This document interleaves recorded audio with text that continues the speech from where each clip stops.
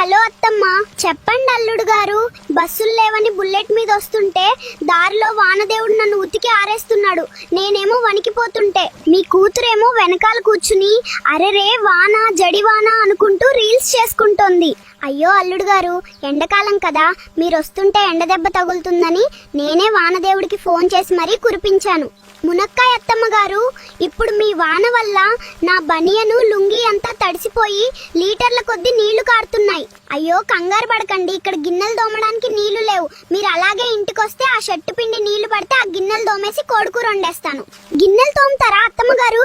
మీ కూతురేమో makeup కారిపోయి దెయ్యంలా కనిపిస్తోంది. నేనేమో నీళ్లలో నానిన బజ్జీలా అయిపోయాను. అసలు మీ ఊరికి దారి ఎక్కడైనా ఉందా, లేక ఈత కొట్టుకుంటూ రావాలా? అయ్యో నా బిడ్డ మేకప్ గారిపోయిందా అల్లుడు గారు? మీరు ఆ వానల్లో కొట్టుకుపోయినా పర్లేదు, నా సుకుమారి కూతురికి ఒక్క చినుకు తగలొద్దు.